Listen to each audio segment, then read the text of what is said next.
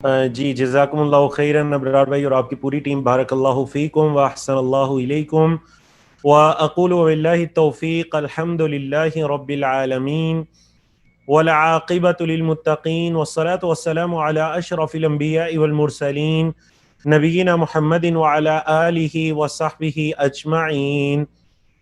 सबक number 5 lesson number 5 के साथ हम आज हाज़िर खिदमत हैं। सीरत नबी सल्लल्लाहु अलैहि वसल्लम मुख्तसर कोर्स का आज 5वां दिन है और हम इसमें आज सबक नंबर 5 को पढ़ने जा रहे हैं अल्लाह रब्बुल इज़्ज़त की तौफीक से। आज जिस खूबसूरत दुआ के साथ हम अपने लेसन का आगाज करते हैं वो दुआ जनाबे मूसा अलैहिस्सलाम की दुआ है।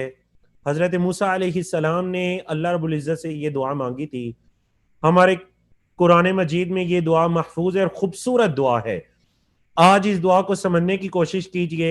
इंसान की एक फितरत है कि जब किसी चीज को समझ जाता है तो उसके पढ़ने में खुशू खुदू भी ज्यादा हो जाता है और तवज्जो भी उसकी ज्यादा हो जाती है। जी, दुआ क्या है? रब्बी शरह ली सदरी व यस्सिर ली अमरी वहलुल उक़दतम मिन लिसानी यफ़क़हू क़ौली। सूरह ताहा की ये आयत हैं। इस दुआ में हम अल्लाह रब्बुल इज़्ज़त से 3 चीजों का सवाल करते हैं। सबसे पहली चीज क्या है? हम अल्लाह से शरह सदर का सवाल करते हैं। रब्बी शरह ली सदरी, ए अल्लाह मेरे सीने को खोल दे। शरह सदर का सवाल करते हैं, अल्लाह मेरे सीने को खोल दे। अब देखिए ये जो शरह सदर है, किसके लिए हमने सीने को खुलवाना है? किसके लिए शरह सदर की हम दुआ कर रहे हैं? हम इल्मो हिकमत का नूर मेरे सीने के अंदर उतरे, इसलिए मैं अल्लाह से दुआ कर रहा हूं। या फिर अगर अल्लाह की राह में कोई भी तकलीफ मुझ पर आती है तो मैं इसलिए अल्लाह से ये दुआ कर रहा हूं कि ये तकलीफ दूर हो जाए। और ए अल्लाह, अगर उस तकलीफ को बर्दाश्त करने में मुझे सब्र और इस्तिकामत की जरूरत पड़ती है तो अल्लाह इसके लिए मेरे सीने को वसी कर दे। अल्लाह अकबर। दूसरी क्या चीज है? वह यस्सिर ली अमरी, ए अल्लाह मेरे मामले को आसान कर दे। कोई भी मुसीबत है, परेशानी है, अल्लाह तू उसको दूर कर दे। वहलुल उक़दतम मिन लिसानी यफ़क़हू क़ौली, और ए अल्लाह मेरी जुबान की गिरा को खोल दे ताकि ये लोग मेरी बात को समझ सके।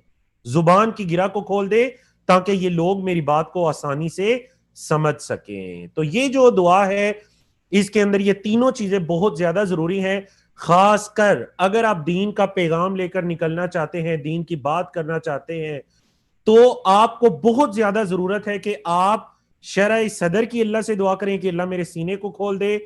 कोई भी मुझे मुश्किल ना पेश आए, अगर पेश आए तो अल्लाह मुझे सब्र इस्तिकामत अता करे और मेरी जुबान की गिरा को खोल दे ताकि ये लोग मेरी बात को समझ सकें। बारकल्लाहु फीकुम।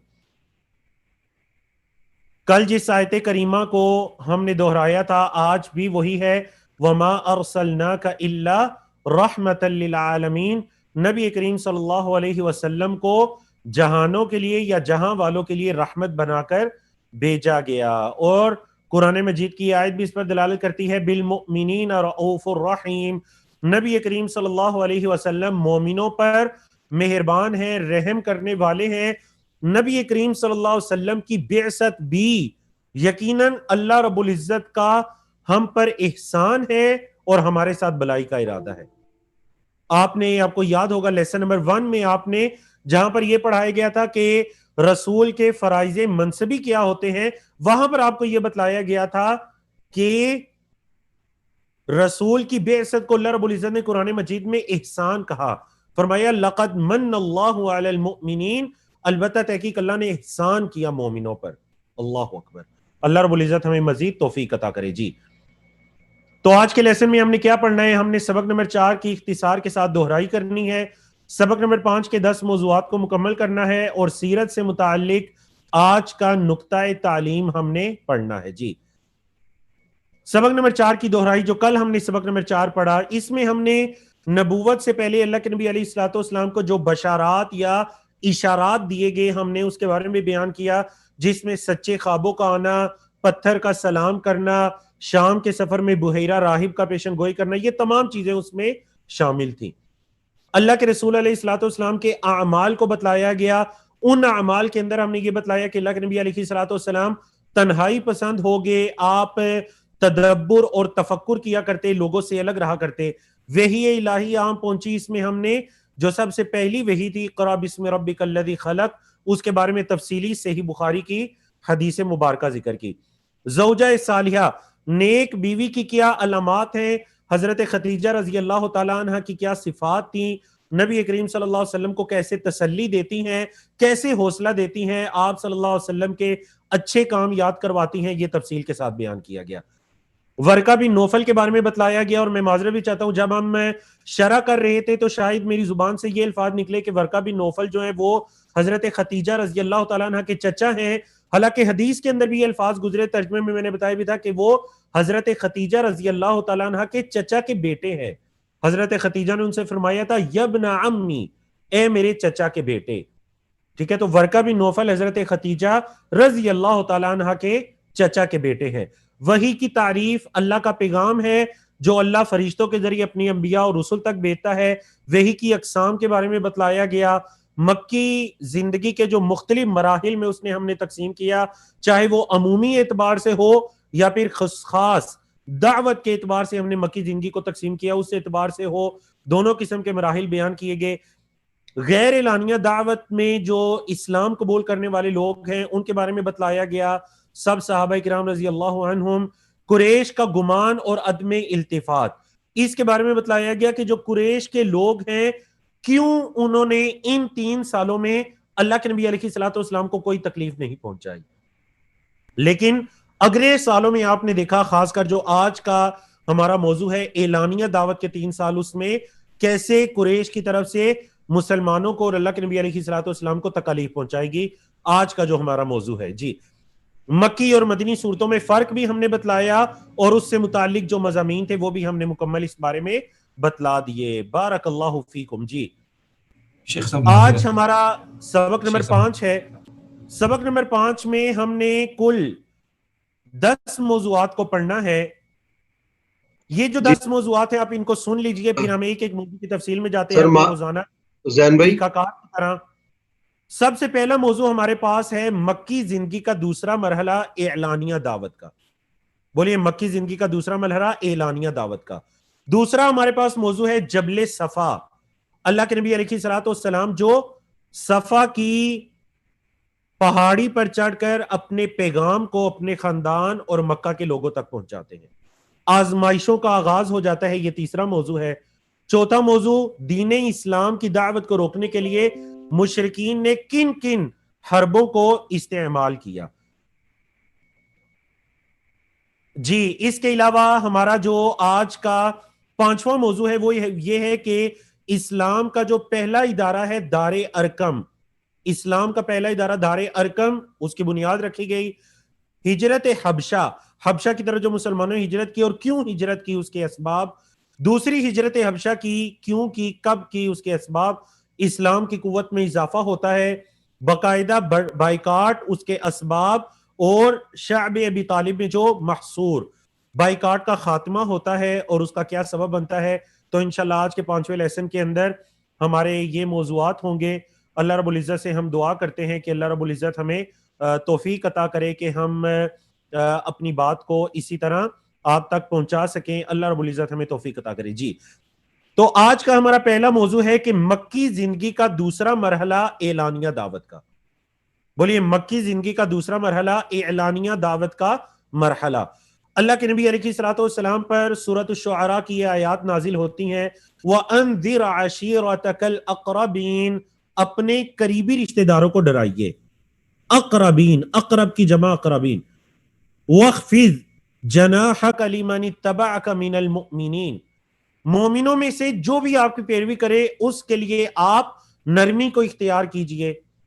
فَإِنْ عَصَوْكَ، اگر وہ آپ کی نافرمانی کرے، فَقُلْ، تو آپ صلی اللہ علیہ وسلم فرما دیجئے، انی بریء مما تعملون، بے شک میں اس چیز سے بری ہوں جو تم عمل کرتے ہو۔ بارک اللہ فیکم۔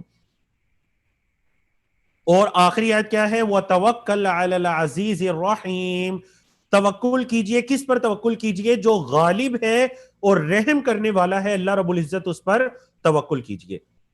دیکھیں اس موقع پر جو اللہ رب العزت نے سورۃ الشعراء کو نازل کیا، سورۃ الشعراء میں تفصیل کے ساتھ حضرت موسیٰ علیہ السلام کا ذکر ہے، دیگر انبیاء کا بھی ذکر ہے، حضرت موسیٰ علیہ السلام کا بھی ذکر ہے۔ حضرت موسیٰ علیہ السلام کو اللہ کی راہ میں دعوت دینے کے لیے کن کن تکالیف کو برداشت کرنا پڑا، تو اس وجہ سے اللہ رب العزت نے یہاں پر سورۃ الشعراء اس سورت کا اور اس کی اکثر آیات کا نزول فرمایا، اور انہی آیات میں یہ آیت بھی شامل تھی وَأَنذِرْ عَشِيرَتَكَ الْأَقْرَبِينَ۔ آج کا ہمارا دوسرا ضروری موضوع کیا ہے؟ دیکھیں جب یہ آیت نازل ہوئی نا وَأَنذِرْ عَشِيرَتَكَ الْأَقْرَبِينَ، اپنے قریبی رشتہ داروں کو ڈرائیے۔ جب یہ آیت کریمہ نازل ہوتی ہے تو اللہ کے نبی علیہ الصلوۃ والسلام جبل صفا پر، جس کو آپ اردو میں کہتے ہیں کوہ صفا، کو فارسی کا لفظ ہے، پہاڑی کے معنی میں استعمال ہوتا ہے، کوہ صفا، جبل صفا، صفا کی پہاڑی پر اللہ کے نبی علیہ الصلوۃ والسلام چڑھے، اور چڑھ کر آپ صلی اللہ علیہ وسلم نے اس آواز کو بلند کیا یا صباحا یا صباحا۔ عرب کا یہ دستور تھا کہ جب بھی لوگوں کو متوجہ کرنا ہوتا تھا، ایک جگہ پر جمع کرنا ہوتا تھا، تو وہ کسی اونچی جگہ پر چڑھ کر اس آواز کو بلند کیا کرتے تھے، یا صباحا۔ سب قریشی قبائل وہاں پر جمع ہو جاتے ہیں۔ اب جب سارے قریشی قبائل جمع ہو گئے تو آپ نے ان کے سامنے دین اسلام کی دعوت رکھی، صحیح بخاری میں اس کی تفصیل موجود ہے۔ اب جب اللہ کے نبی علیہ الصلوۃ والسلام نے اس کو ان کے سامنے دعوت رکھی تو آپ بچپن سے یہ واقعہ سنتے آئے ہیں، اسی وجہ سے اس تفصیلی واقعے کو شامل نہیں کیا گیا، کیونکہ آپ سب کے علم میں ہے اللہ کے نبی علیہ الصلوۃ والسلام نے ان سے پوچھا کہ اگر میں تمہیں یہ کہوں پہاڑی کے پیچھے سے ایک لشکر تم پر حملہ کرنے والا ہے تو کیا تم میری بات کی تصدیق کرو گے؟ انہوں نے کہا جی بالکل تصدیق کریں گے، کیونکہ ہم نے آپ پر جھوٹ بولنے کا کبھی تجربہ ہی نہیں کیا، آپ کی زبان سے کبھی ہم نے جھوٹ سنا ہی نہیں۔ اللہ کے نبی علیہ الصلوۃ والسلام نے فرمایا اے لوگو، پھر میں تمہیں یہ بتا رہا ہوں کہ مجھے اللہ کی طرف سے ڈرانے والا بنا کر بھیجا گیا ہے، قولوا لا الہ الا اللہ تفلحوا، تم لا الہ الا اللہ کہہ دو تم فلاح پا جاؤ گے۔ سب سے پہلے مخالفت کون کرتے ہیں؟ آپ لوگ چیٹ میں مجھے بتا سکتے ہیں، آپ کی چیٹ کو میں دیکھ رہا ہوں۔ سب سے پہلے اللہ کے نبی علیہ الصلوۃ والسلام کی مخالفت اس موقع پر کون کرتے ہیں؟ آپ کے چچا ابو لہب۔ بالکل آپ نے درست بتلایا، ماشاءاللہ 100% جواب درست آ رہے ہیں۔ آپ کے چچا، سکے چچا ابو لہب سب سے پہلے مخالفت کرتے ہیں، اور کیا فرماتے ہیں؟ تبًا لک یا محمد، اے محمد صلی اللہ علیہ وسلم آپ ہلاک ہو جائیں، کیا الہذا جمعتنا، کیا یہ بات کرنے کے لیے آپ نے ہمیں یہاں پر جمع کیا تھا؟ نبی کریم صلی اللہ علیہ وسلم اس موقع پر متنبہ کر دیتے ہیں کہ میں آپ کو اللہ کے عذاب کے مقابلے میں کوئی فائدہ نہیں دوں گا، آپ اپنی جانوں کو اللہ کے عذاب سے بچا لیجئے۔ اللہ اکبر۔ پھر اسی دوران انہی ایام میں اللہ کے نبی علیہ الصلوۃ والسلام پر یہ آیت کریمہ نازل ہوتی ہے فَاصْدَعْ بِمَا تُؤْمَرْ وَأَعْرِضْ عَنِ الْمُشْرِكِينَ۔ دیکھیں جب جبل صفا کے ذریعے دعوت اعلانیہ ہو چکی، اعلانیہ پہلے جو دعوت تھی وہ غیر اعلانیہ تھی، اب کی دعوت اعلانیہ ہو چکی، پورے مکہ کے لوگوں کو پتا چل چکا کہ محمد صلی اللہ علیہ وسلم کسی چیز کی دعوت دے رہے ہیں، اور وہ کہہ رہے ہیں کہ ایک اللہ کی عبادت کرو۔ اللہ اکبر۔ گویا کہ اب یہ جو اعلانیہ دعوت کا مرحلہ ہے، اس میں وہ تمام باتیں سچ ہونے والی ہیں جن کی پیشن گوئی ورقہ بن نوفل نے فرمائی تھی۔ انہوں نے کیا فرمایا تھا؟ کاش کہ میں اس وقت جوان ہوتا جب تیری قوم کے لوگ آپ کو نکالیں گے۔ اللہ اکبر صلی اللہ علیہ وسلم۔ نبی کریم صلی اللہ علیہ وسلم نے تعجب سے فرمایا تھا اَوَ مُخْرِجِيَّهُمْ، کیا وہ مجھے نکالیں گے؟ ورقہ بن نوفل نے کہا تھا جی، آپ سے پہلے جو بھی ایسا پیغام لے کر آیا اس کی قوم نے اس کے ساتھ یہی سلوک کیا۔ اللہ اکبر۔ لوگ آسان سمجھتے ہیں مسلمان ہونا۔ اللہ کے نبی علیہ الصلوۃ والسلام کے اعلانیہ دعوت کے مرحلے کے ساتھ ہی تکالیف کا، آزمائشوں کا سلسلہ شروع ہو جاتا ہے۔ صحابہ کرام کو تکالیف پہنچائی جاتی ہیں، اللہ کے رسول صلی اللہ علیہ وسلم کو تکالیف پہنچائی جاتی ہیں۔ اب یہ جو تکالیف پہنچائی جاتی ہیں، یہ تکالیف دو طرح کی ہیں، ایک جسمانی تکالیف ہیں، ایک ذہنی اذیتیں ہیں۔ جسمانی تکالیف، اللہ کے نبی علیہ الصلوۃ والسلام کو طرح طرح کی تکالیف پہنچائی جاتی ہیں۔ سب سے پہلے جب آپ نے کوہ صفا پر چڑھ کر اسلام کی پہلی دعوت کو لوگوں کی بھلائی کے لیے ان کے سامنے رکھا، احادیث کے اندر سیرت کی کتابوں میں یہ الفاظ میں ملتے ہیں کہ آپ کے چچا ابو لہب نے نہ صرف آپ کو برا بھلا کہا بلکہ پتھر بھی اٹھا کر آپ کو مارا۔ یہ جسمانی تکالیف ہے۔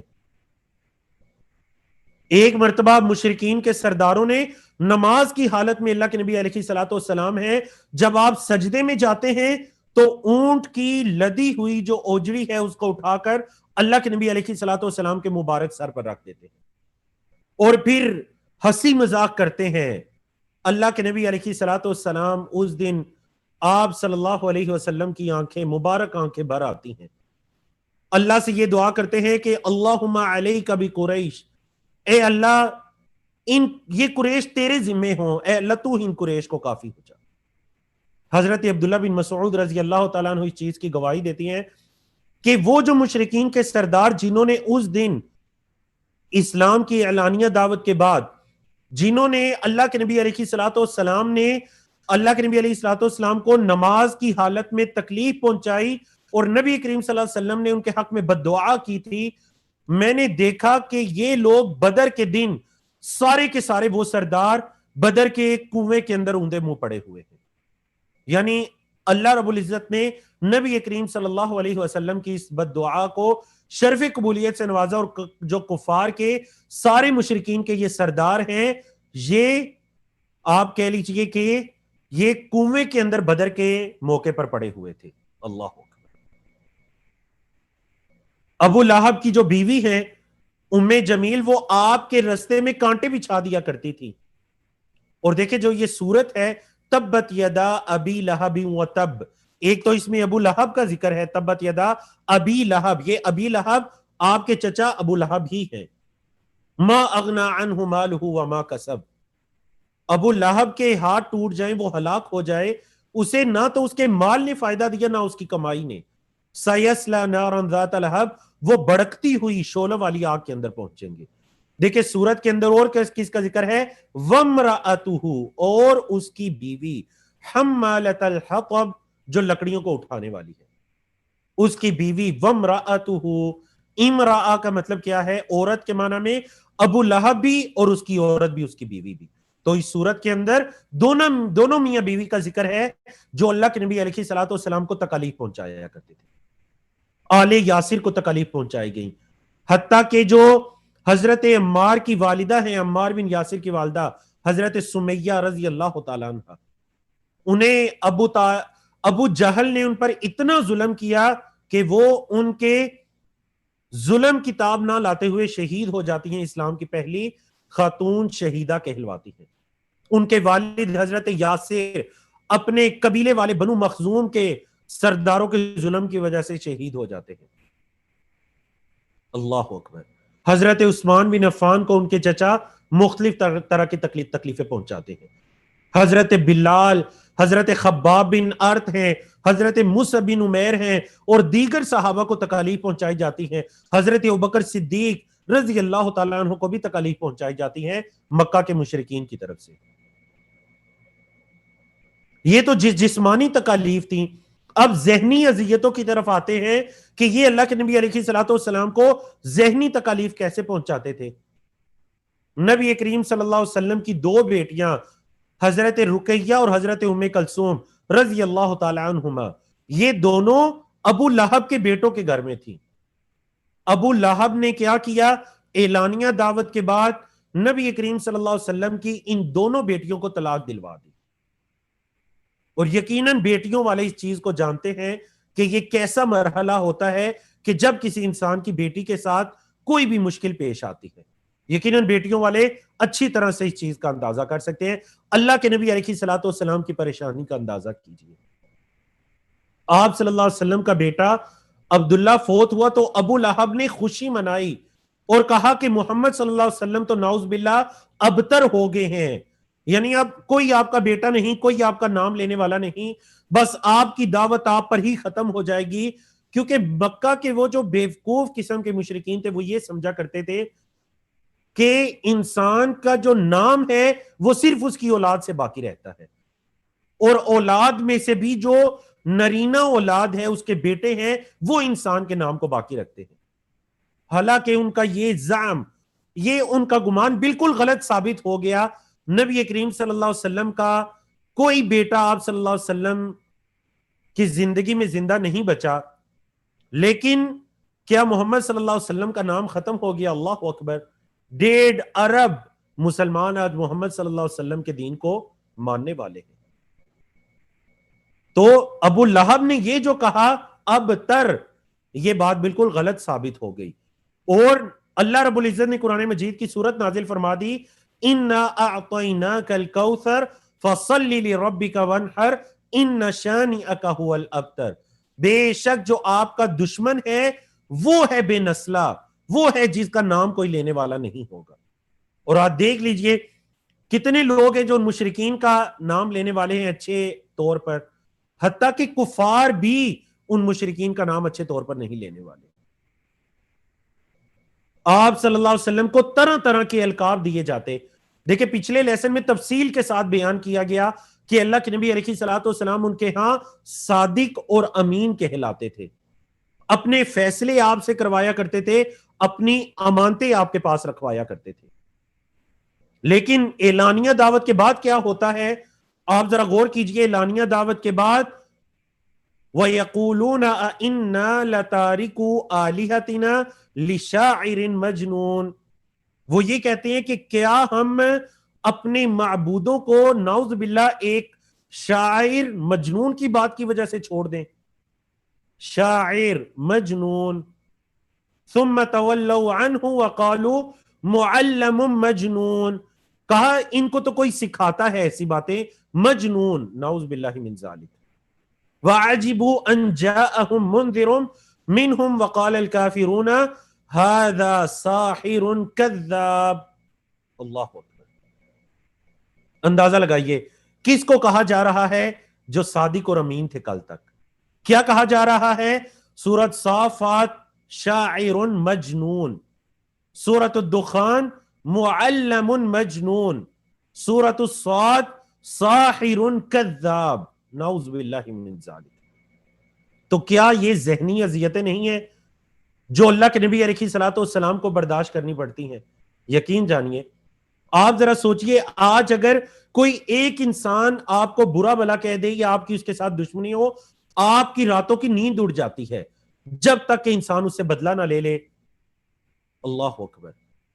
نبی کریم صلی اللہ علیہ وسلم کو کیا کیا کہا گیا، اور آپ علیہ الصلوۃ والسلام صبر و استقامت، آپ صلی اللہ علیہ وسلم کے صبر و استقامت کے کیا کہنے، کیا اس کا اندازہ لگایا جا سکتا ہے یا کیا الفاظ کے اندر اس کو بیان کیا جا سکتا ہے؟ اللہ اکبر. آج کا چوتھا موضوع، جب دین اسلام کی دعوت اعلانیہ ہوتی ہے تو مشرکین نے دین اسلام کی دعوت کو روکنے کے لیے کن کن حربوں کا استعمال کیا؟ کن کن حربوں کا استعمال کیا؟ قریش جب اس دعوت حق کے دلائل اور عقل کے میدان میں اس کا جواب نہ دے سکے تو انہوں نے مختلف طرح کے حربے استعمال کیے. سب سے پہلے کیا کیا؟ آپ کے چچا ابو طالب کے پاس آئے اور دھمکی کے انداز و الفاظ میں ان کو اپنے بھتیجے کو روکنے کا مطالبہ کیا، سب سے پہلا.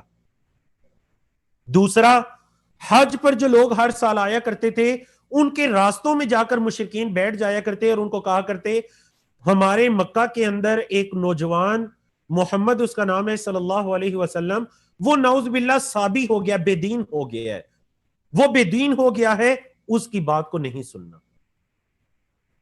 جسمانی اور ذہنی تکالیف پہنچائی گئیں جن کا ذکر تیسرے موضوع میں گزر چکا ہے. جب آپ صلی اللہ علیہ وسلم لوگوں کو دین اسلام کی دعوت دینے کے لیے نکلتے تو مشرکین اور خاص کر آپ کا چچا ابو لہب آپ کے پیچھے پیچھے جاتا. آپ صلی اللہ علیہ وسلم کہتے لوگوں اللہ کی عبادت کرو، میں اللہ کا رسول ہوں، مجھے اللہ نے ڈرانے والا بنا کر مبعوث کیا. ابو لہب پیچھے پیچھے چلا کرتا اور کہا کرتا نعوذ باللہ یہ مجنون ہو چکے ہیں، یہ جادو کے اثر میں آ چکے ہیں، ان کی بات کو نہیں ماننا. نعوذ باللہ من ذالک. ایک اور حربہ جو استعمال کیا وہ کیا ہے کہ معاہدہ کرنا چاہا. کیا معاہدہ کہ 1 سال آپ ہمارے معبودوں کی عبادت کریں گے اور 1 سال ہم آپ کے معبودوں کی عبادت کریں گے. جی چیٹ میں بتائیں گے، یہ جو سب سے آخری حربہ ہے کمنٹس میں بتائیں، چیٹ میں بتائیں کہ اس کے رد میں اللہ رب العزت نے کس صورت کو نازل کیا۔ بارک اللہ فیکم، ماشاءاللہ رضوانہ خان ہے، ردمی ہے، عظمہ ہے، ماشاءاللہ بالکل درست جواب آئے، 20 جوابات آئے، اس کے بعد میں نام بھی نہیں لے سکا، اتنی تیزی سے جوابات گزرے۔ بارک اللہ فیکم، بالکل درست جواب آئے، اللہ رب العزت نے سورۃ الکافرون کو نازل کیا ان کے اس مطالبے اور اس حربے کے رد میں۔ بارک اللہ فیکم۔ آج کا 5واں موضوع کیا ہے؟ اب جب دعوت اعلانیہ ہوئی مشرکین کی طرف سے، اس کو روکنے کے لیے، اس کا مقابلہ کرنے کے لیے مختلف طرح کے حربوں کو استعمال کیا جاتا ہے، طریقوں کو استعمال کیا جاتا ہے، نبی کریم صلی اللہ علیہ وسلم اور صحابہ کو طرح طرح کی تکالیف پہنچائی جاتی ہیں، تو اللہ کے نبی علیہ الصلوۃ والسلام کی بہترین حکمت عملی کہ آپ صلی اللہ علیہ وسلم مکہ کی جو اس وقت عام آبادی تھی، جو بیت اللہ کے ارد گرد آباد تھی، بیت اللہ کے ارد گرد جو آباد تھی، اس سے تھوڑا سا ہٹ کر ایک صحابی ہیں جن کا نام ارکم بن ابی ارکم ہے رضی اللہ تعالیٰ عنہ۔ یہ غیر اعلانیہ دعوت کے جو 3 سال ہیں، یہ اس دور میں جو 40 لوگوں نے اسلام قبول کیا، ان میں ایک حضرت ارکم بھی تھے۔ ان کا گھر چونکہ عام آبادی سے تھوڑا سا ہٹ کرتا، اللہ کے نبی علیہ الصلوۃ والسلام نے ان کے گھر کا انتخاب کیا کہ وہاں پر تمام مسلمان جمع ہوا کریں گے اور اللہ کے نبی علیہ الصلوۃ والسلام ان کی تربیت کر سکا کریں گے، یا اگر کوئی اسلام قبول کرنے کا ارادہ کرتا ہے تو اس کو دار ارکم کے اندر لا کر اسے اسلام بھی قبول کروایا جائے اور اس کی تربیت بھی کی جائے۔ یہ اسلام کی پہلی تربیت گاہ ہے 5 سن نبوت میں، نبوت کے 5ویں سال۔ دیکھیں نا، اعلانیہ دعوت کب ہوئی؟ نبوت کے 4تھے سال میں۔ دار ارکم کا قیام کب عمل میں آیا؟ نبوت کے 5ویں سال میں۔ یہاں پر مسلمان جمع ہوتے، اللہ کی عبادت بھی کرتے اور اللہ کے نبی علیہ الصلوۃ والسلام صحابہ کرام کی تربیت بھی کیا کرتے تھے۔ حضرت ارکم بن ابی ارکم، آپ کی کنیت ابو عبداللہ ہے، آپ کا تعلق بنو مخزوم قبیلے سے تھا اور ان کا گھر عام آبادی سے تھوڑا ہٹ کر تھا۔ تو دیکھیں کل کے لیسن میں آپ کو کیا پیغام دیا گیا؟ ہمارا دین دین تعلیم و تعلم ہے۔ دیکھ لیجئے، پہلی وحی نازل ہوتی ہے اقرا، 2 مرتبہ اقرا اور 2 مرتبہ اس میں علمہ یعنی تعلم، سیکھنے سکھانے کا ذکر ہے، تعلیم و تعلم کا ذکر ہے۔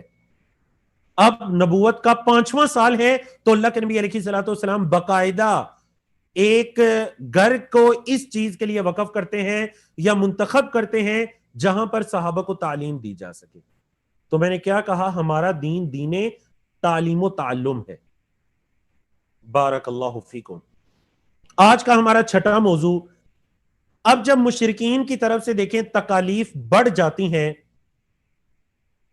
اللہ کے نبی علیہ الصلوۃ والسلام کی دلی خواہش بھی یہی تھی کہ اللہ کی طرف سے کوئی اشارہ ملے اور مسلمانوں کو ہجرت کی اجازت ملے کہ جو مسلمان تکالیف کا شکار ہیں یا کچھ نسب نامے کے اعتبار سے یا قبیلہ برادری کے اعتبار سے یا مال و دولت کے اعتبار سے کمزور ہیں اور مشرکین ان پر فوراً غالب آ جاتے ہیں، ان کو تکلیف پہنچاتے ہیں، ان مسلمانوں کو ہجرت کرنے کی اجازت مل سکے۔ تو پہلی ہجرت حبشہ، اور اس کے کیا اسباب تھے؟ سب سے بڑا سبب کیا تھا؟ مشرکین کا ظلم۔ اللہ کے نبی علیہ الصلوۃ والسلام اس انتظار میں ہے، نبوت کا 5واں سال ہے، مشرکین کے مظالم دن بدن بڑھتے جا رہے ہیں، صحابہ کرام کو یہ مظالم برداشت کرتے کرتے 2 سال چل رہا ہے، کیونکہ غیر اعلانیہ دور میں مظالم نہیں تھے، اعلانیہ دور میں مظالم شروع ہوئے نبوت کے 4تھے سال میں۔ اللہ کے نبی علیہ الصلوۃ والسلام اللہ رب العزت کی طرف سے کسی حکم یا اشارے کے انتظار میں ہیں۔ اسی دوران اللہ رب العزت نے سورۃ الکہف کی آیات نازل کی جن میں مختلف طرح کے اشارے تھے۔ اصحاب کہف نے بھی اپنی بستی اور اپنے آبادی کے لوگوں کو چھوڑا۔ حضرت موسیٰ اور حضرت خضر علیہ السلام کے واقعے کے اندر بھی اس کا واضح اشارہ موجود ہے۔ پھر سورۃ الزمر کی یہ آیت نازل ہوتی ہے، للذین احسنوا فی ہذہ الدنیا حسنہ وارض اللہ واسعہ، کہ جن لوگوں نے نیکی کی ان کے لیے اس دنیا کی زندگی میں نیکی ہے، نیکی کا بدلہ نیکی ہے۔ وَأَرْضُ اللَّهِ وَاسِعَةٌ، اور اللہ کی زمین بڑی وسیع ہے، انما یوفی الصابرون اجرهم بغیر حساب، صبر کرنے والوں کو ان کا اجر بغیر کسی حساب کتاب کے دیا جائے گا۔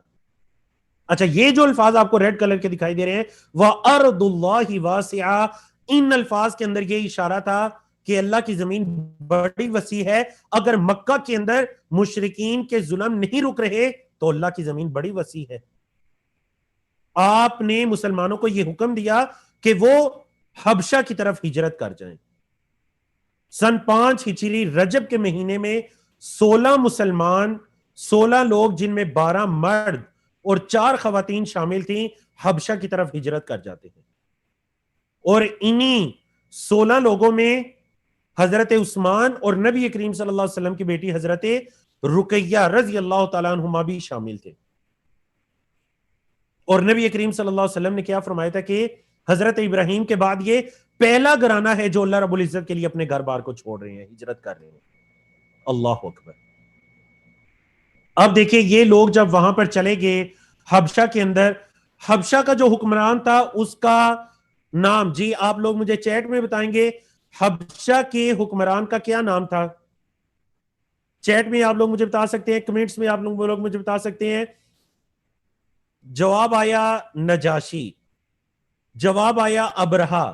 ابرہا نہیں، ابرہا تو یمن کے اس حاکم کا نام تھا جس نے بیت اللہ پر حملہ کیا تھا۔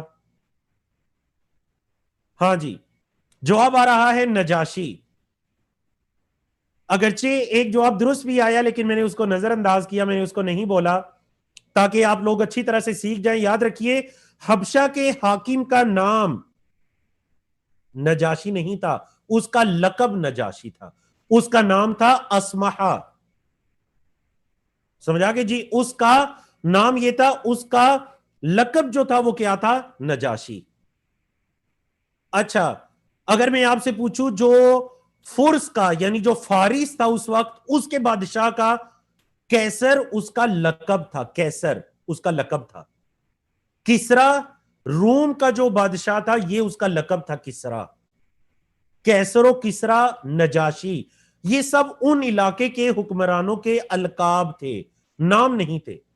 تو نجاشی کا نام بھی آپ کہہ لیجئے، نجاشی کا جو نام تھا وہ نجاشی نہیں تھا۔ بارک اللہ فیکم۔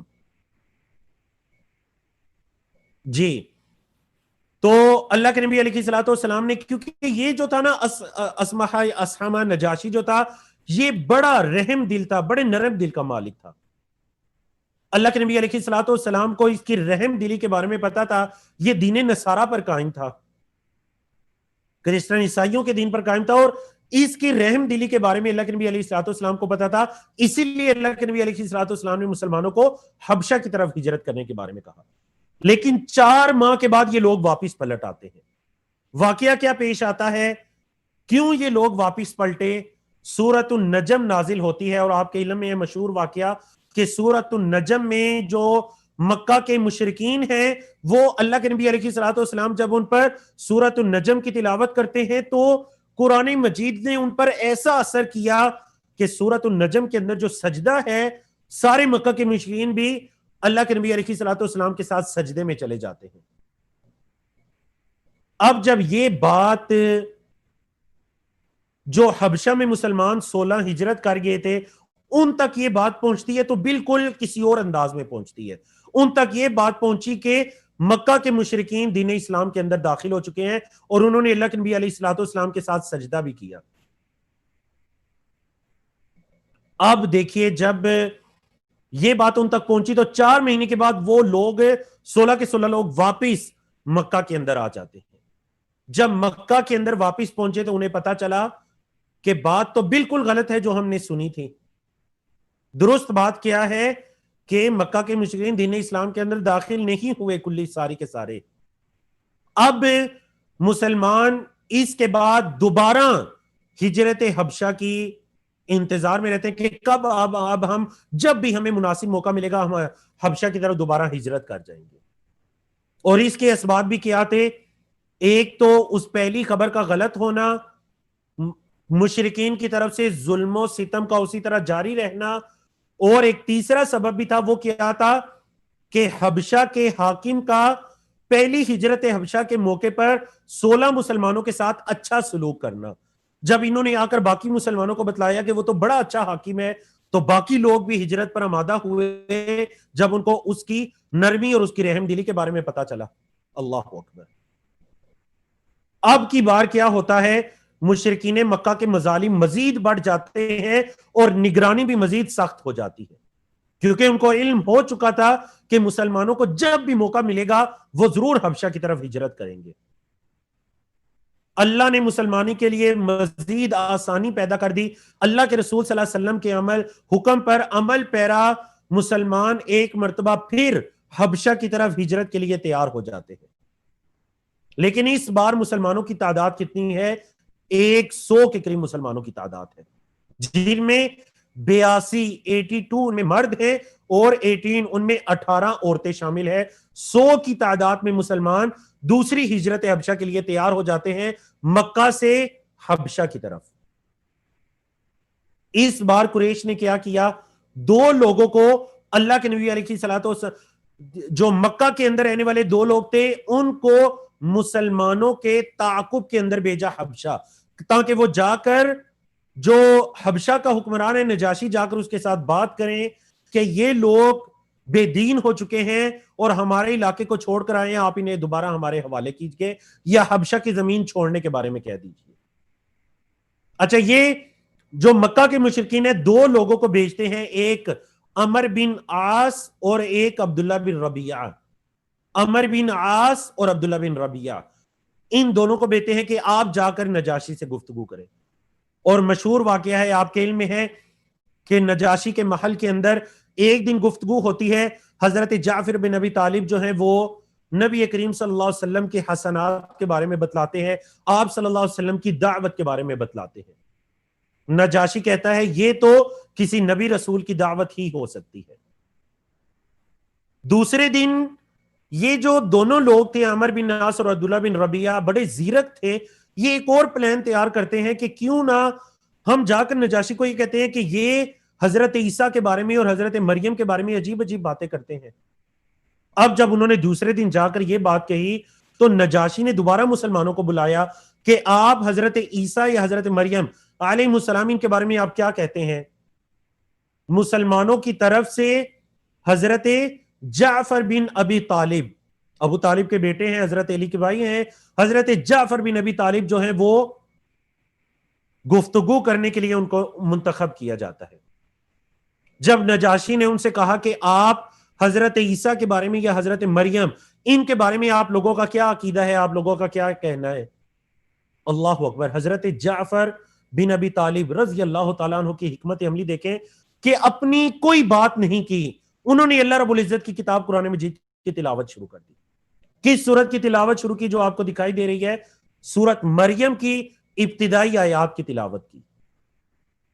کاف ہا یا عین صاد ذکر رحمت ربک عبدہ زکریا اذ نادى ربه نداء خفیا قال رب انی وہن العظم منی واشتعل الرأس شیبا. اور کرتے کرتے آپ کے علم میں دوسرے رکوع میں حضرت عیسیٰ بن مریم کا بھی ذکر آتا ہے. اللہ اکبر.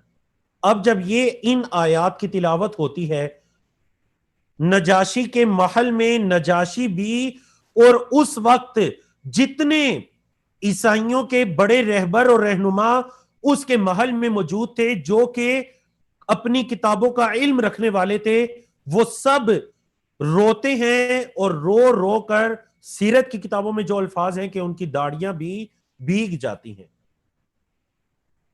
نجاشی نے جب ان آیات کی تلاوت سنی تو اس نے کیا کہا, ان ھذا, بے شک یہ, والذی جاء بہ عیسیٰ, اور جس پیغام کو حضرت عیسیٰ لے کر آئے ہیں, لا یخرج من مشکات واحدہ, یہ ایک ہی جگہ سے نکلتا ہے. اللہ اکبر.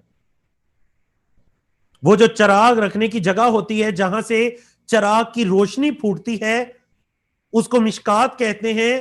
تو یہ جن آیات کی تلاوت کی گئی یہ اور حضرت عیسیٰ جس پیغام کو لے کر آئے ہیں, یہ تو روشنی ایک ہی جگہ سے پھوٹ رہی ہے.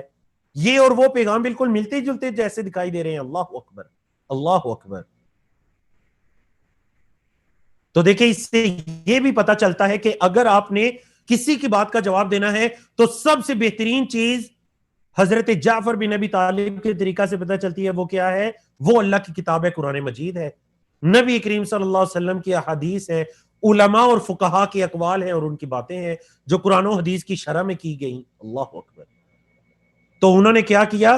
سورت مریم کی تلاوت شروع کر دی، اور اللہ نے اسی سے ان کے دلوں کو اتنا نرم کر دیا کہ جب تلاوت مکمل ہوئی تو نجاشی نے کہا کہ میں کبھی بھی ان کو آپ کے حوالے نہیں کروں گا، میں کبھی بھی ان کو آپ کے حوالے نہیں کروں گا. بارک اللہ فیکم. جی تو الحمدللہ ہمارا 7واں موضوع مکمل ہوا. ہمارے پاس 15 منٹ کا ٹائم باقی ہے، اور اسی طرح ہمارے پاس آج کے 3 موضوعات باقی ہیں. تو ہم اپنا 8واں موضوع مکمل کرتے ہیں، اس کے بعد ہم انشاءاللہ پول لیتے ہیں. 8واں موضوع مکمل کرنے کے بعد ہم پول لیتے ہیں انشاءاللہ. آج چیٹ کے ذریعے بھی آپ لوگ سوالوں کے جواب دے رہے ہیں الحمدللہ، تو ہم پولنگ کے ذریعے بھی آپ لوگوں سے کچھ سوال کرتے ہیں. ہمارا آج کا 8واں موضوع ہے اسلام کی قوت میں اضافہ ہو جاتا ہے نبوت کے 6 سال میں. بولے نبوت کے 6 سال میں اسلام کی عزت میں، شان و شوکت میں اضافہ ہو جاتا ہے. کیسے اضافہ ہوتا ہے؟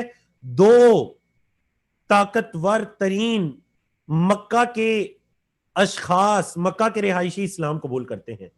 وہ کون تھے؟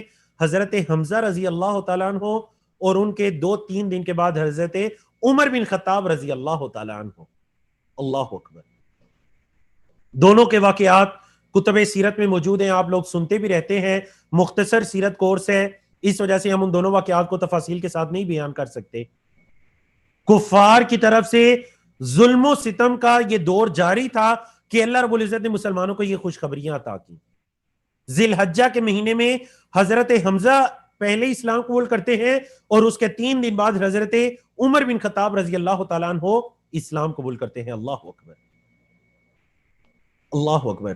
نبی کریم صلی اللہ علیہ وسلم نے دعا مانگی تھی، اللہم اعز الاسلام باحب هذین الرجلین. اے اللہ ان 2 اشخاص میں سے جو تجھے زیادہ پسند ہے اس کے ذریعے اسلام کو عزت عطا کر. کون سے 2 اشخاص؟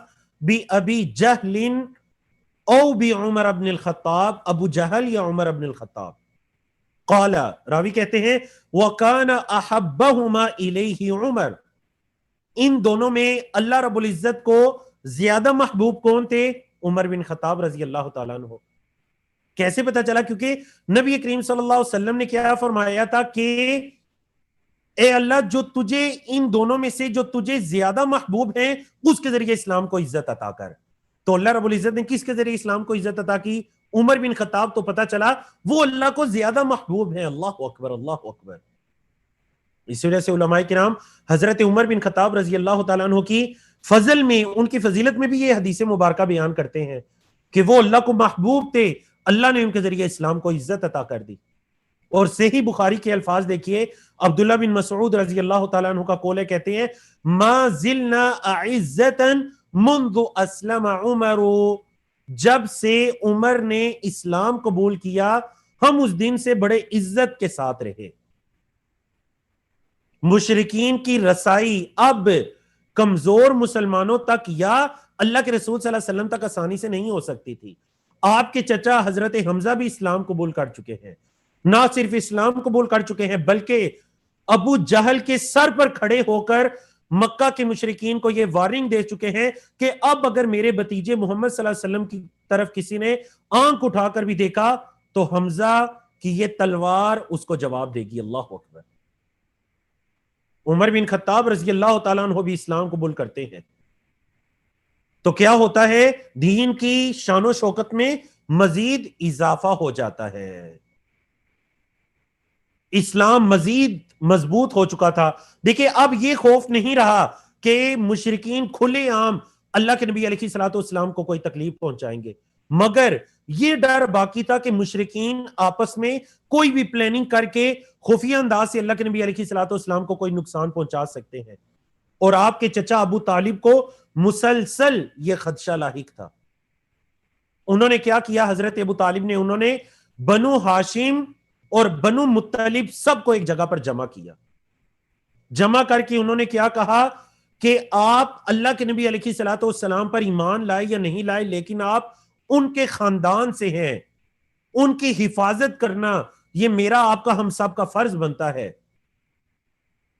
اب دیکھیے وہ عرب تھے اور عرب کے بھی اعلیٰ ترین نسب نامے سے ان کا تعلق تھا، تو یہ کیسے ہو سکتا تھا کہ وہ ابو طالب کی اس بات پر لبیک نہ کہتے؟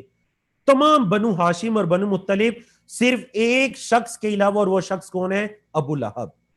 ایک شخص ابو لہب کے علاوہ تمام کے تمام بنو ہاشم اور بنو مطلب کے لوگ نبی کریم صلی اللہ علیہ وسلم کی نصرت، اعانت اور حفاظت کے لیے عہد کر لیتے ہیں ابو طالب کے ہاتھ پر۔ اب یہ ایسے واقعات تھے، حضرت حمزہ کا اسلام قبول کرنا، حضرت عمر کا اسلام قبول کرنا رضی اللہ تعالیٰ عنہما، اور بنو ہاشم اور بنو مطلب آپ کے خاندان کا، آپ کی حفاظت کا عہد کر لینا، یہ ایسے واقعات تھے جن سے اسلام کی شان و شوکت میں مزید اضافہ ہو چکا تھا۔ جی یہاں پر الحمدللہ اللہ کی توفیق سے 8واں موضوع مکمل ہوا۔ ہمارے پاس 10 منٹ کا ٹائم باقی ہے، 2 موضوعات باقی ہیں، انشاءاللہ ہم وہ بھی مکمل کرتے ہیں، اور اس سے پہلے ہم ایک پول لیتے ہیں۔ جی میں اپنے ہوسٹ ابرار بھائی سے یا سید عبدالحق بھائی سے گزارش کروں گا کہ وہ ہمارے سامنے پول کو لانچ کریں۔ بارک اللہ فیکم۔ آج کا پہلا پول جو آپ کے سامنے آپ کو بھی ان قریب سکرین پر دکھائی دے گا، وہ پہلا پول یہ ہے کہ پہلی ہجرت حبشہ جو ہوئی، پہلی ہجرت حبشہ، آپ نے چیٹ میں جواب نہیں دینا، پولنگ ونڈو میں جواب دینا، ٹھیک ہے؟ پہلی ہجرت حبشہ کے موقع پر مسلمانوں کی تعداد کتنی تھی؟ جی ہوسٹ موجود ہے، میں گزارش کرتا ہوں کہ آپ پول کو لانچ کر دیجئے۔ جو فیس بک پر یا یوٹیوب پر سن رہے ہیں ان کو اجازت ہے کہ وہ کمنٹس میں جواب دے سکتے ہیں، لیکن آپ زوم والے کلاس والے لوگ آپ نے چیٹ میں جواب نہیں دینا۔ اور پول آپ کے سامنے لانچ اگر تو ہو چکا ہے، جی بارک اللہ فیکم، آپ کے سامنے الحمدللہ پول لانچ ہو چکا ہے الحمدللہ، اور ماشاءاللہ آپ میں سے اکثر لوگوں کی طرف سے درست جوابات موصول ہو رہے ہیں۔ اگرچہ کسی ٹیکنیکل خرابی کی وجہ سے مجھے آپ کا پول دکھائی نہیں دے رہا، لیکن مجھے آپ کے میسیجز دکھائی دے رہے ہیں۔ بارک اللہ فیکم۔ ماشاءاللہ 84% لوگ جن کی تعداد 400 سے بھی زائد بنتی ہے ان کی طرف سے درست جوابات ہمیں موصول ہو چکے ہیں الحمدللہ۔ اس وقت روم میں ہمارے ساتھ 800 کے قریب لوگ موجود ہیں، الحمدللہ علی ذالک، تقبل اللہ منا ومنکم، بارک اللہ فیکم۔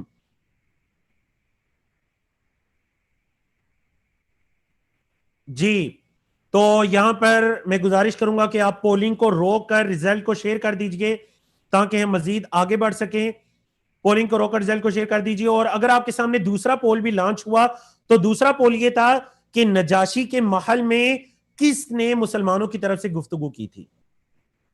نجاشی کے محل میں مسلمانوں کی طرف سے کس نے گفتگو کی تھی؟ جی بارک اللہ فیکم، ماشاءاللہ آپ کی طرف سے درست جوابات ہمیں موصول ہو رہے ہیں، اکرمکم اللہ۔ یہ پول صرف آپ کو مزید ایکٹیو کرنے کے لیے، تاکہ آپ کو اس چیز کا اندازہ ہو کہ جو آپ سن رہے ہیں یہ کوئی عام روایتی درس نہیں ہو رہا کہ میں بیان کرتا جو آپ سنتے جیسے ہوتے ہیں، بلکہ آپ بھی کلاس کے اندر شرکت کریں۔ اور اگر ہمیں ٹائم اس چیز کی اجازت دیتا تو ہم یقیناً آپ میں سے کچھ لوگوں کے مائک اوپن کرتے، آپ لوگوں سے گفتگو بھی کرتے۔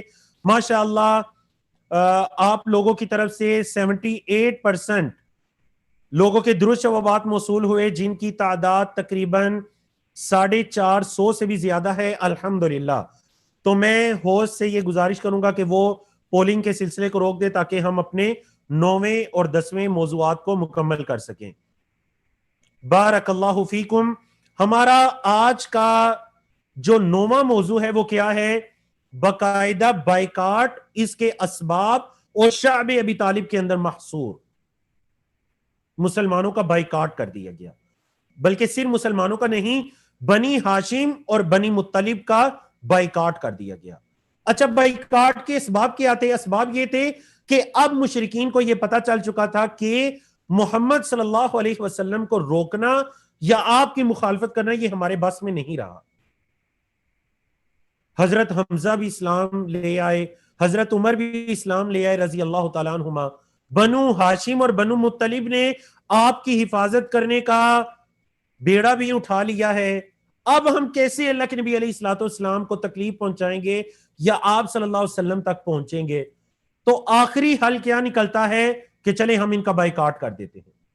بائیکاٹ کو عربی زبان میں کہتے ہیں مقاطعہ، مقاطعہ، قطع کلامی بھی اسی سے ہے، مقاطعہ، قطع تعلقی، قطع کلامی، نہ گفتگو کرنی ہے، نہ تعلقات رکھنا ہے، نہ لین دین، نہ تجارت، نہ شادی بیاہ، نہ خوشی غمی، کچھ بھی نہیں، بائیکاٹ، مقاطعہ کر دیا جائے۔ اور باقاعدہ مکہ کے مشرکین کی طرف سے اس بائیکاٹ کو لکھا گیا، تحریراً لکھا گیا، اور یہ بھی اس میں لکھا گیا، اس کی یہ شک بھی تھی کہ بنو ہاشم کی طرف سے کسی بھی صلح کی پیشکش کو قبول نہیں کیا جائے گا، یہاں تک کہ بنو ہاشم جو ہیں وہ اپنے خاندان کے ایک فرد حضرت محمد صلی اللہ علیہ وسلم کو ہمارے حوالے نہ کر دے اور ہم ان کے ساتھ جیسا مرضی سلوک کریں۔ نبی کریم صلی اللہ علیہ وسلم اپنے خاندان کے لوگوں کو لے کر 7 ہجری میں نبوت میں، نبوت کے 7ویں سال، نبوت کے 7ویں سال، جی یہاں پر سلائیڈ میں آپ کو 7 ہجری لکھائی دے رہا ہے، ہجری کا لفظ یہ ٹائپنگ کی غلطی ہے، یہاں پر 7 نبوت آنا چاہیے، محرم کا مہینہ ہے، 7 نبوت ہے۔ انشاءاللہ جب یہ سلائیڈز آپ کو موصول ہوں گی واٹس ایپ کے گروپس میں تو یہ غلطی درست کر دی جائے گی۔ نبوت کے 7ویں سال میں کیا ہوتا ہے؟ اس بائیکاٹ کا آغاز ہوتا ہے، اور بہت خوشائن بات ہے کہ ماشاءاللہ آپ میں سے اکثر لوگوں کو اس غلطی کا فوراً پتہ چل گیا اور آپ لوگوں نے ماشاءاللہ چیٹ کے اندر آ کر بتانا بھی شروع کر دیا، بارک اللہ فیکم، یہ بہت خوشائن بات ہے، الحمدللہ۔ جی اب دیکھیں یہ جو بائیکاٹ کا عرصہ تھا یہ مسلمانوں پر شدید ترین عرصہ تھا، یہ 3 سال کا عرصہ، شدید ترین عرصہ تھا یہ مسلمانوں پر۔ اس دوران جب بھی اللہ کے نبی علیہ الصلوۃ والسلام اس گھاٹی سے باہر نہیں، شعب جو ہوتا ہے عربی زبان کے اندر گھاٹی کے معنی میں ہوتا ہے، ایک پہاڑ کی پناہ میں جو جگہ ہوتی ہے گھاٹی، جسے آپ اردو ہندی کے اندر گھاٹی کا لفظ اس کے لیے استعمال کرتے ہیں۔ ابو طالب کے نام سے اس لیے موسوم کیا گیا کہ اللہ کے نبی علیہ الصلوۃ والسلام کے چچا ابو طالب بھی آپ کی حفاظت میں آپ کے ساتھ وہاں پر منتقل ہوتے ہیں، اور وہاں پر بھی مسلسل آپ کی حفاظت کیا کرتے تھے۔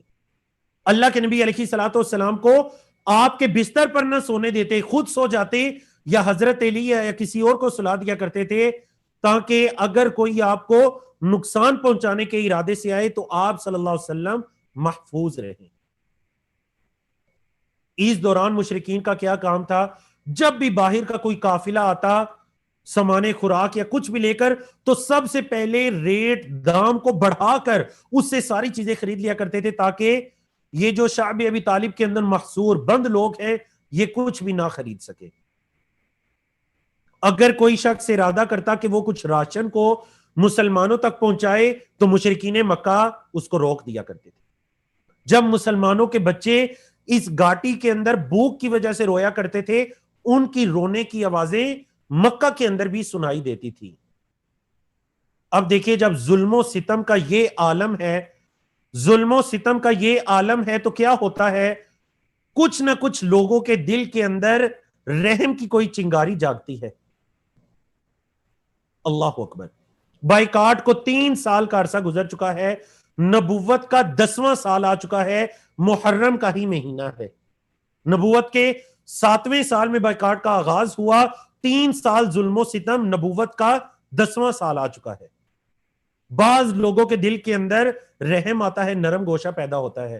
اچھا سب سے پہلے اس میں جو کردار ادا کرتے ہیں اس بائیکاٹ کے خاتمے کا، ان کا نام ہے ہشام بن عمر۔ ہشام بن عمر بہترین کردار ادا کرتے ہیں۔ سب سے پہلے وہ زہیر بن ابی امیہ کے پاس جاتے ہیں، کیونکہ ان کو پتا تھا زہیر جو ہیں یہ ابو طالب کے بانجے ہیں، عبد المطلب کے نواسے ہیں، تو کیوں نہ میں پہلے زہیر کو جا کر اس کے خاندان کی قرابت داری کو، رشتہ داری کو یاد کرا کر اس کے دل کو نرم کروں، تاکہ میں اکیلا ہوں، ہم 2 لوگ ہو جائیں۔ وہ گئے زہیر کے پاس اور جا کر ان کو بتلایا کہ دیکھیے ہمارے لوگ بنو ہاشم بنو مطلب کے کس حالت سے گزر رہے ہیں، ہم پیٹ بھر کر کھانا کھائیں اور ان کے بچے بھوک سے بلبلائیں، کیا یہ کہاں کا انصاف ہے؟ زہیر نے کہا میں اکیلا کیا کر سکتا ہوں؟ انہوں نے کہا میں بھی آپ کے ساتھ ہوں۔ دونوں نے کہا چلیں کسی تیسرے شخص کی تلاش کرتے ہیں. وہ مطعم بن عدی کے پاس جاتے ہیں, یہ بھی عبد مناف کی اولاد میں سے تھے. ان کو کہا, انہوں نے کہا میں اکیلا کیا کر سکتا ہوں. انہوں نے کہا کہ ہم بھی, آپ کہہ لیجئے کہ ہم 2 ہیں اور آپ تیسرے, تو کل ہم کتنے ہو گئے؟ 3 ہو گئے. اللہ اکبر, یہ 3 ہو گئے. چوتھے کے پاس گئے ابو البختری بن ہشام, ان کو راضی کیا, 4 ہو گئے. 5ویں زمعہ بن اسود, زمعہ بن اسود کے پاس گئے تو یہ 5 ہو گئے. سب نے آپس میں اتفاق کیا کہ چلیں بائیکاٹ کے خاتمے کے لیے ہم کیا کریں گے. اب یہ رات کے اندھیرے میں مکمل اس بات پر اتفاق ہو جاتا ہے. اگلا دن آیا, جب صبح آئی تو زہیر نے کہا کہ میں بائیکاٹ کے خاتمے کی بات شروع کروں گا, کیونکہ سب سے جو قریبی تھے وہ زہیر تھے بنو ہاشم کے, اور بنو مطلب کے سب سے قریبی زہیر کا رشتہ تھا. انہوں نے کہا میں گفتگو کا آغاز کروں گا. انہوں نے کہا کہ کیوں نہ ہم اس بائیکاٹ کا خاتمہ کریں, اس ظلم و ستم کا خاتمہ کریں. ابو جہل نے فوراً مخالفت کر دی کہ نہیں, اس بائیکاٹ کا خاتمہ نہیں ہو سکتا. اب دیکھیں, جب ایک شخص اٹھا زہیر, تو اسی مجلس سے کون اٹھتا ہے؟ ہشام کہتے ہیں جی بالکل ایسا ہونا چاہیے. ہشام بن عمر. مطعم بن عدی کہتے ہیں بالکل میں زہیر کی بات سے اتفاق کرتا ہوں, ایسا ہونا چاہیے. ابو البختری کہتے ہیں بالکل ایسا ہونا چاہیے. زمعہ بن اسود کہتے ہیں بالکل ایسا ہونا چاہیے. اب جب 5 لوگ کسی مجلس کے اندر اٹھ کر ایک بات پر اتفاق کر لیں تو دیکھیں کچھ نہ کچھ ماحول میں تو تبدیلی آئے گی. اب جب یہ بات ہوئی نا, تو ابو جہل بڑا زیرک انسان تھا, یعنی اس لحاظ سے, وہ سرداری کے لحاظ سے اس کی چلاکی دیکھیے. اس نے کہا, اس نے عربی زبان کا ایک مقولہ بولا جو آج تک عربی کے اندر معروف ہے. اس نے کہا امرن دبر بلیل, یہ آج کچھ ایسا کام ہوا ہے جس کی پلاننگ رات کو کی گئی ہے. یہ سارا معاملہ میں نہیں مانتا کہ یہ اسی مجلس کے اندر 5 لوگوں نے اتفاق کیا ہے. یہ معاملہ یقیناً رات کے ٹائم میں طے کیا گیا ہے, اور اس کی بات واقعی سچ تھی. یہ جو بائیکاٹ کے خاتمے کا معاملہ تھا, یہ رات کے اندھیرے میں ہی طے ہوا تھا. اللہ اکبر.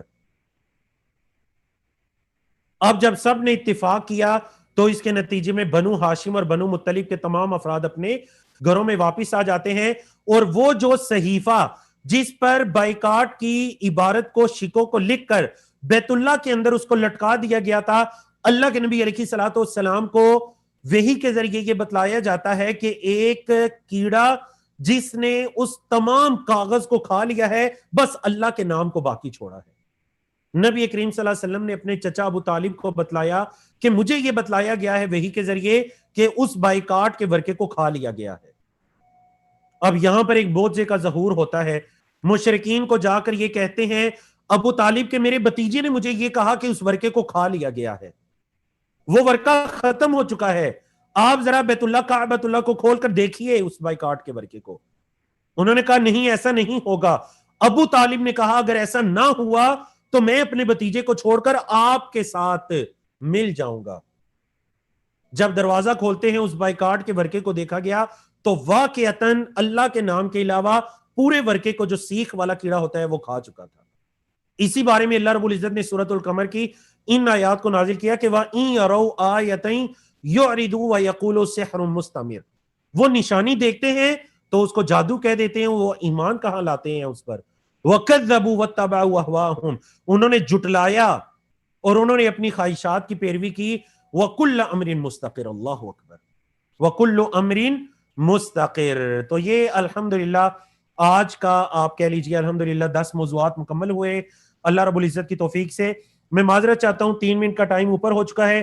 اگر آپ لوگ اجازت دیتے ہیں تو آنے والے 2 منٹوں کے اندر ہم نقطہ تعلیم کو مکمل کرتے ہیں, اور اگر آپ لوگ کہتے ہیں کہ نہیں ہمارا ٹائم پہلے اوپر ہو چکا ہے تو اس لیسن کو یہیں پر کلوز کر دیا جاتا ہے اور نقطہ تعلیم کو آپ کے گروپس کے اندر سینڈ کر دیا جائے گا. آپ دیکھ سکتے ہیں, آپ مجھے چیٹ کے اندر بتا سکتے ہیں. جی بارک اللہ فیکم, جزاکم اللہ خیرن. آپ میں سے اکثر لوگوں کی طرف سے یہ آیا, تو دیکھیے جلدی سے ہم آنے والے 2 منٹوں میں مکمل کرتے ہیں. آج کا نقطہ تعلیم بڑی انٹرسٹنگ بات ہے.